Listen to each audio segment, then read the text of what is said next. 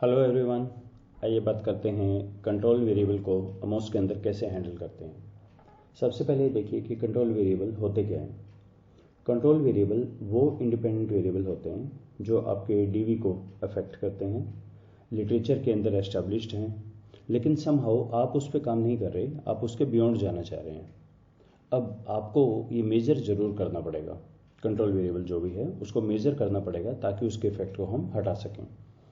तो मैं काम कर रहा हूँ एक मॉडल के ऊपर जिसमें stress depends on job demand, lack of support, role conflict. Generally ऐसे मानते हैं कि डिमांड अगर ज़्यादा होगी स्ट्रेस ज़्यादा होगा, सपोर्ट कम होगा तो स्ट्रेस ज़्यादा होगा, या लैक ऑफ सपोर्ट जितना ज़्यादा होगा उतना स्ट्रेस ज़्यादा होगा, और कन्फ्लिक्ट जब होंगे रोल्स में तो स्ट्रेस ज़्यादा होगा।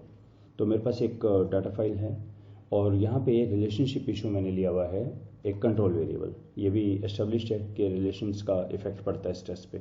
तो पहले इसको चेक करते हैं कि इससे पहले मैं मेजरमेंट मॉडल लगा चुका हूँ, इनकी कन्वर्जेंट डिस्क्रिमिनेंट वैलिडिटी चेक कर चुके हैं, वो सारा ठीक है, मॉडल फिट ठीक है। तो अब मैंने इसको इम्प्यूट करके स्ट्रक्चरल मॉडल इसका बना लिया है। अब स्ट्रक्चरल मॉडल में हम इसको रन करते हैं, standardize estimate multiple correlation run करें इसे, और रन करने पे हमारा आ रहा है तीनों का इफेक्ट है। जैसे जैसे डिमांड बढ़ेगी स्ट्रेस बढ़ेगा, लैक होगा सपोर्ट तो स्ट्रेस बढ़ेगा, कन्फ्लिक्ट से होगा। और क्या ये सिग्निफिकेंट है तीनों? तो एस्टिमेट में तीनों ही सिग्निफिकेंट है। सबसे इंपॉर्टेंट है role conflict, followed by number 2 पे है लैक ऑफ सपोर्ट, 3 पे है जॉब की डिमांड। अब हमने लिया हुआ है एक कंट्रोल वेरिएबल। तो कंट्रोल वेरिएबल को जनरली डीवी के ऊपर दिखाया जाता है। ये डायग्राम्स के अंदर ये रहता है कि कंट्रोल वेरिएबल यहाँ, और इसमें मेरा एडवाइस आपको ये रहेगी कि आप एज, इनकम, जेंडर इनको कंट्रोल वेरिएबल ना लें। एक जो रोबस्ट कंट्रोल वेरिएबल है जो वाकई लिटरेचर बोलता है उसको लें। जो आपके डेमोग्राफिक वेरिएबल है वो मॉडरेटर ले लेते हैं, दैट्स ओके, लेकिन कंट्रोल वेरिएबल मुझे लगता है नहीं लेने चाहिए। और सेकंड, जो भी कंट्रोल वेरिएबल दिखाएं उसका डीवी पे इफेक्ट सिग्निफिकेंट आना चाहिए। अगर वो सिग्निफिकेंट नहीं है तो कहीं कुछ ग्रॉस मिस्टेक है, वो आपका शायद कंट्रोल वेरिएबल है ही नहीं। तो रिलेशनशिप इशू को लेते हैं। इससे पहले एक बार दोबारा यहाँ चल के हम इसके आउटपुट को सेव कर लेते हैं। मैं स्क्रीनशॉट ले लेता हूँ इसका स्निपिंग टूल से ताकि हम कंपेयर कर पाएँ। अभी हमारा आर स्क्वायर है 40% तीनों मिलके, और तीनों का इफेक्ट है 50, मतलब बीटा है ये 17 और 11। तो एक तो ये कि जब भी आप एक भी इंडिपेंडेंट वेरिएबल डालेंगे ये बढ़ जाएगा, लेकिन at the same time stress की जो वेरिएशन है उसमें से कुछ रिलेशनशिप इशू भी लेगा। तो मुझे लगता है ये तीनों कम हो जाने चाहिए, 50, 17, 11 ये कुछ कम होंगे। तो ये देख लेते हैं, जब हम कंट्रोल वेरिएबल पे चलते हैं तो क्या रहेगा। रन। ये पूछ रहा है क्या इनका रिलेशन मैं सीवी से बनाऊं? नहीं, बिना उसके ही चलते हैं हम अभी। ठीक है, आउटपुट। तो आइए कंपेयर करें। हमारा था 40 आर स्क्वायर, अब हो गया 45।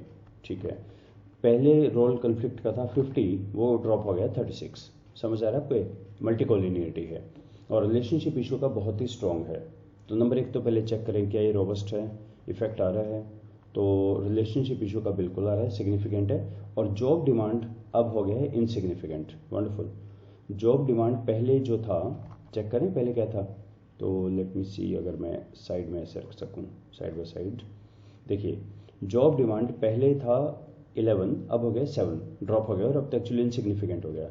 लैक ऑफ सपोर्ट 17 से 12 हो गया है, कन्फ्लिक्ट 50 से 36 हो गया है।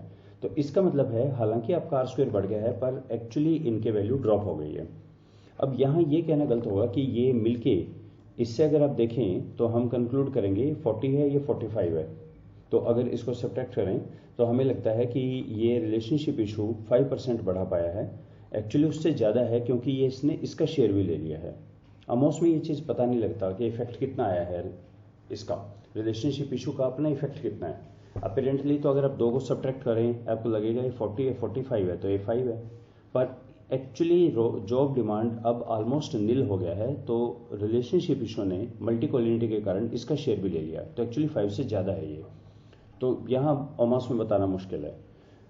तो रिपोर्ट आपको हमेशा ये करना है कि एक इसकी एब्सेंस में नोट करें, रिलेशनशिप इशू के इसमें कंट्रोल वेरिएबल के एब्सेंस में, और बताइए सिग्निफिकेंट है या नहीं, और फिर इसकी प्रेजेंस में करें, फिर बताइए सिग्निफिकेंट है या नहीं। अमोस में तो इतना ही कर सकते हैं। तो हमारा कंक्लूजन ये निकला कि जब कंट्रोल वेरिएबल है तो जॉब डिमांड्स का कोई फर्क नहीं पड़ता, और इन दोनों का स्टिल अभी भी फर्क पड़ता है। यही चीज़ अगर आप इम्प्यूटेड स्कोर के साथ काम करें तो SPSS में इसका बहुत अच्छा प्रोविजन गिवन है। डिपेंडेंट कंट्रोल वेरिएबल को लीजिए आप लेयर 1 में, यहाँ ब्लॉक 1 पर लिखा है नेक्स्ट, और बाकी सबको आप ले लीजिए ब्लॉक 2 में, और स्टैटिस्टिक्स के अंदर जाके R² चेंज पे हमें टिक करना है। तो ब्लॉक 1 में हमेशा कंट्रोल वेरिएबल लिया जाता है, ब्लॉक 2 के अंदर इंडिपेंडेंट लिए जाते हैं, अगर कोई इंटरेक्शन है तो उसको ब्लॉक 3 में लिया जाता है। ओके, तो इसने बताया कि रिलेशनशिप इशू का खुद में R² 43% है। आपको समझ आया? हम यहाँ पे कंक्लूड कर रहे थे 5% एक समथिंग, नहीं, एक्चुअली उसका खुद का 43% है, और जो बाकी सारे मिलके कर रहे हैं वो सिर्फ 11.8 ऑलमोस्ट 12% है। और वही ये बता रहा है कि जॉब डिमांड का कोई इफेक्ट नहीं है, बाकियों का अभी भी इफेक्ट है। तो अगर आप काम करते हैं SPSS के अंदर तो वहाँ तो बहुत ही शानदार प्रोविज़न है ये। इस कंसेप्ट को बोलते हैं हिरार्किकल रिग्रेशन। जब आप ब्लॉक 1 ब्लॉक 2 यूज़ करते हैं, कंट्रोल वेरिएबल को हमेशा ब्लॉक 1 में लें, ब्लॉक 2 में इंडिपेंडेंट को, और फिर अगर कोई इंटरेक्शन भी है तो ब्लॉक 3 के अंदर। तो आई विल एडवाइस कि आप ये काम अमोस की जगह अगर SPSS में करें बेहतर है।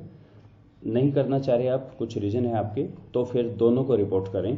पहला रिपोर्ट करें in the absence of CV, in the presence of CV, दोनों की सिग्निफिकेंस R²। इसके बारे में ज़्यादा मत बताइएगा, क्योंकि वो अगर आप ज़्यादा मतलब R² मत बताइएगा इसका कितना है, वो आप निकाल नहीं पाएंगे और वो बहुत ही गड़बड़ रहेगा। तो आप बोल सकते हैं कि हाँ सिग्निफिकेंट आया हमारा और इनके ऊपर इफेक्ट पड़ गया है उस चीज़ का। So this is how we handle the control variable in AMOS. So let's stop it. Thank you.